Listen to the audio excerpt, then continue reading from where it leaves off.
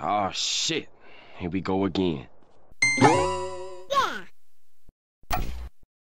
Do you remember when the catchphrase in the gaming industry used to be, "The customer is always right"? Do you remember when companies wouldn't exploit their consumers? They wouldn't turn around and bitch slap the consumer, and then the consumer gets on their knees and wraps their arms around the legs of the developer and publisher and begs for them to still sell them the product. Do you remember when those times didn't exist? Yeah, neither do I.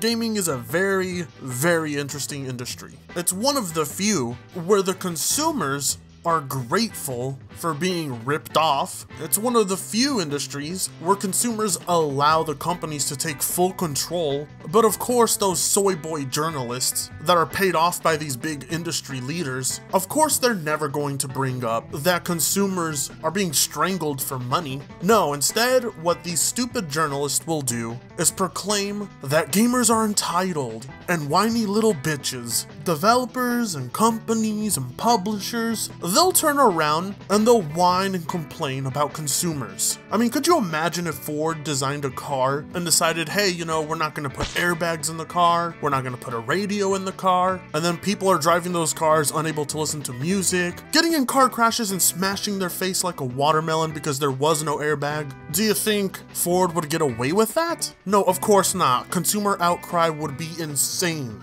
Also because, well, there's regulations to prevent that. But the gaming industry, of course, lacks regulations of the such. The gaming industry is pretty corrupt, it's pretty shitty, it's not getting any better because exploitation of this industry, of this art, devalues it, makes it significantly worse, and yada yada yada. You know, you've heard me rant about this a bunch of times. I'm just shocked because now these whiny soy boy developers and companies and publishers, God, how many times have you heard me say that in a sentence? These guys are able to basically talk down to consumers and ask them to shut up and to quit standing up for themselves. So, Randy Pitchford, you might have heard of him.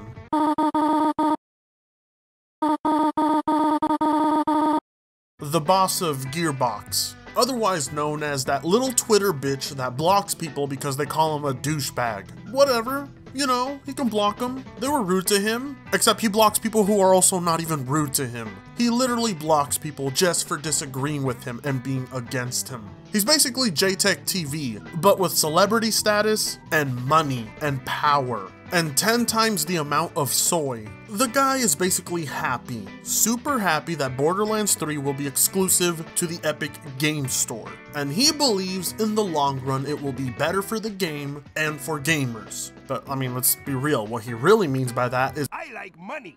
I mean, this is the same guy who threatened fans that he wouldn't even publish Borderlands 3 on Steam because the previous Borderlands games got review bombed on Steam for his boneheaded decision. Point being, the guy has a fragile ego. And let me tell you something, Randy, if you have a fragile ego and are such a little pussy on Twitter, you probably shouldn't be a public figure. You should probably be operating, doing your job, and not trying to have some kind of publicity. Because by God, you have some of the worst PR stunts I have seen in years. I mean, it's bad. It's awful the way you talk down to consumers and the way you react to people not being happy about what you're doing. But hey, maybe I'm the one who's wrong. Maybe as a consumer, I don't know what's best for me. Randy Pitchford, he obviously knows what's best for me and what's best for my games and how I'm going to play them. He knows, after all, he's the one with the money, he's the one with power. And here's his explanation as to why Borderlands 3 being exclusive to Epic Games is good for us. It's totally not about the money he's receiving up front. No. He's doing this for us, guys. Pitchford began by reiterating that while he may have some influence on the process, the choice of storefront was ultimately up to publisher 2K Games. He also acknowledged that Epic currently lacks a number of features that are available on Steam, and that some of them will likely never appear, a fact that Epic has previously stated itself, and yet they still decided this is where we're gonna publish our game because this is best for the consumer. The storefront with the least amount of options.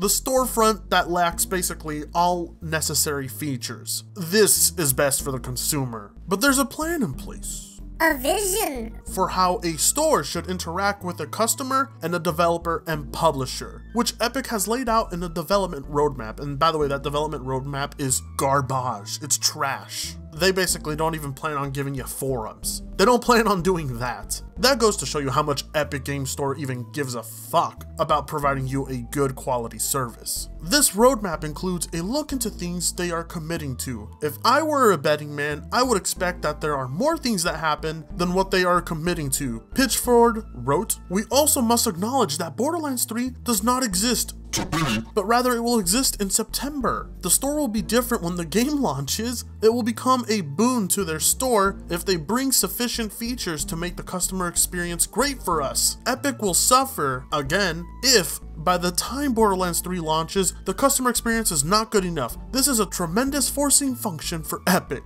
Holy fuck. If by the time. Did you catch that? If by the time. What this tells me is Randy Pitchford doesn't even know if Epic Games Store is going to have all the necessary tools or features or functions that PC gamers look for in a storefront, or hell, even what console users look for in a storefront when it comes to playing video games. Doesn't even know if they'll be there by the time the game launches, but they're still deciding to launch it there because, you know, it's best for gaming. It's best for you and it's best for me, you know? That's just how it goes. One big upside for GearBox is that Borderlands 3, in Pitchford's estimation, will be the biggest by far new game to arrive. Since the Epic Games Store went live, that means Epic is sure to invest huge amounts of resources specifically for the features most important for Borderlands 3. So you're just estimating, you're guessing. You don't know if they will. It was basically, hey, those guys over there, they're gonna give us a huge chunk of change up front. They're going to give us 100% of all the revenue we make off DLCs. How can we abuse that? Publish there now, think later. That's exactly what happened here. Which in turns means those features will be implemented more rapidly than they otherwise might have been. Basically, Epic Games Store was never planning to give you those features as soon as possible. They were never planning to launch with any of these features. They were just wanting to see who was going to take a chance on them. And then they were going to half-ass everything later on. Oh, that is great for the consumer. Oh, thank you, Randy Pitchford. Thank you. You truly know what's best for all of us. Look at this next part of the article. Obviously, there's a risk that Epic can't or won't get enough of those features in place to be quote-unquote good enough when Borderlands 3 comes out. But 2K Games was willing to take that risk, and Pitchford is not mad about it. He continued, because he believes that in the long run, it and future GearBox games will be best served if the Epic Games Store A, exists, and B, is competitive. Games will be best served on the platform that didn't give a fuck about the state it was in when it launched, Randy. He also believes that Epic has both the resources to commit to developing new and better technology Fucking bullshit! and a willingness to invest them. Steam, on the other hand, may look like a dying store within the next decade. Now that is a big hypothetical. I mean, that's huge. Maybe Randy really does see a future where Steam no longer exists. But then again, what he hypothesizes doesn't mean jack shit to me because, well, you know, colonial marines, yeah? I don't forget. Did you forget already? Of course this guy is going to say something that fits his narrative, such as Steam probably will be dying in a decade from now. He's going to say things that justifies the choice that 2K made. This guy spends so much fucking time defending the decision 2K made on Twitter. And when you're that invested in defending a business decision you made against millions of people who disagree with it, you should probably reconsider. But then again, this guy's ego is incredibly fragile. We've already discussed this. The competitive store that happens to be the leader in 10 years may not be Epic's store, but it probably won't be Valve's, and Epic's moves right now are opening the door and paving the way for a vibrant competitive economy, he tweeted. So you don't even believe yourself that Epic Store will overtake Steam in the future. You just don't think Steam will be at the top in the future? Let me tell you something, Randy. There's nothing competitive about locking down games to your storefront. In fact, it's quite the opposite. When you lock games to your storefront, it prohibits competition, because then it gives PC gamers no choice about where they're going to get the game. Not to mention, this is simply a timed exclusive, encouraging storefronts to hand over gobs of cash to publishers to lock their games to their storefronts. It sounds like cancer. It sounds a lot like the console gaming industry. That's the last thing we want here. The last thing we want are business practices like that. Competition in stores is going to be absolutely best for consumers and probably good for developers and publishers as well. The stores that tend to win are the stores that offer the best to their customers. So is that why Steam is winning? Because they usually tend to offer the best to their customers, the best services, the best functions, the best features, the largest library of digital games. It's very difficult for customer interest to be king with one store. One may look at other stores like Origin or Uplay. Those aren't real competitors to Steam. A competitor to Steam needs to have an installed base and be sufficiently neutral in alignment so that all publishers and developers who support the store can trust a fair economy. That's just not possible with direct stores that are controlled by publishing interests. It's also not going to come from adjacent services that have other priorities, like Discord for example. Epic has credibility here because they have been supplying engine technology to the industry for over 20 years, and we have all come to be able to trust and rely upon Epic's fair play and goodwill. Oh my god. I'm sorry, it's very hard to read this without cringing. This shit is unbelievably stupid.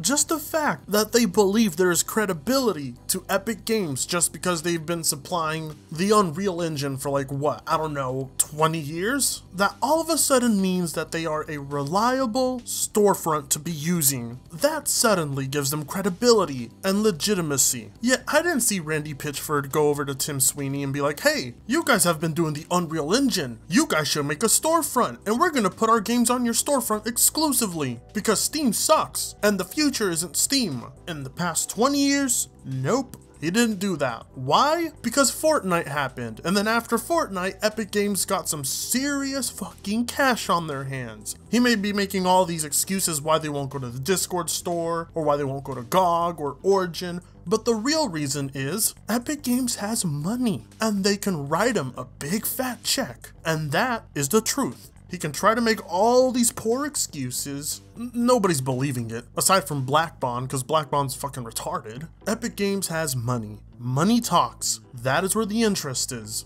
Don't bullshit us about the other storefronts. You're going for Epic Games because they are giving you something. At the end of the day, these kinds of movements in our industry are always precipitated from content. It takes content to move us. It took Half-Life 2 to even get us, not quite, comfortable enough to swallow the Steam pill back in the day, he tweeted. Yeah, Steam sucked back in the day. There's no denying that. But guess what, bitch? Valve was making their own fucking games. That's their intellectual property. They can do whatever the fuck they want with it. Borderlands? As far as I know, Epic Games doesn't have any involvement in the production of your games. Of course, aside from the use of the Unreal Engine, but should that even be a factor to begin with? And it took Steam years, and I mean years, to improve and become the storefront that people love to this day. Epic Games Store, they could have had it easy. They could have had most of what Steam has if they had launched with quality in mind, but they didn't.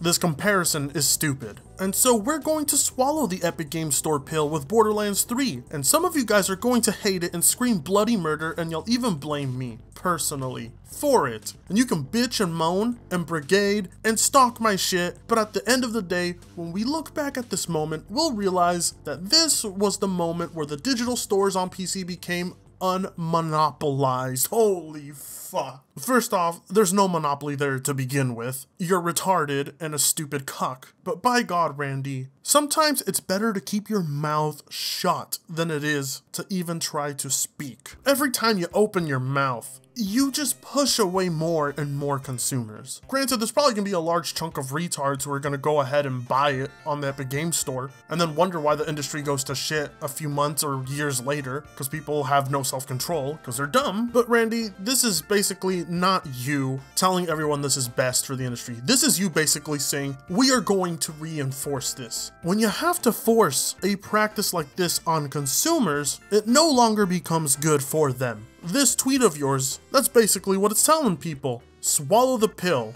deal with it. How is that good for the consumer exactly, if it's forced on them? It seems you didn't even think before you spoke, Randy. It seems that people were dissing you on the internet and you decided to go to Twitter and say some retarded ass shit. Well, alright, Randy, you're telling all of us gamers to bitch and moan all we want. But all I hear is, pirate our game all you want. This is how you start piracy, Randy. And I don't even agree with piracy 90% of the time. Not even in a situation like this do I agree with piracy. But if you don't want pirates, don't create them, Randy. God, you are just such a soy boy pussy. Holy fuck, Randy. You know, I'm not even all that offended by how fragile you are. I'm more offended at how you manipulate dumb retards on the internet into thinking you're on their side, when you're not. What you're doing is not good for the consumer, Randy. It's not gonna give people the best Borderlands 3 experience. You have self-interest. And there's nothing wrong with that, but it's better to be upfront. I mean, could you imagine if the industry was obligated by law to tell you what their real intentions were? Could you imagine?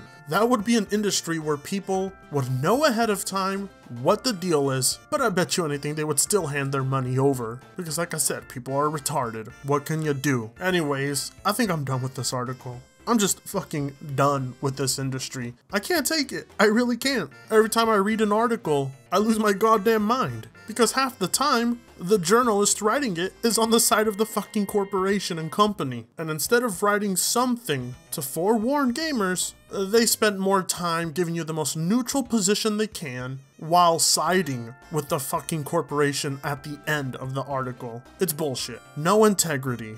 These people can be bought with fucking Pringles cans. Anyway, I'm done. I'm headed out. I got a long week ahead of me. But until then, I'll be seeing all of you and your gorgeous sexy faces very soon. Fritanga sucks ass.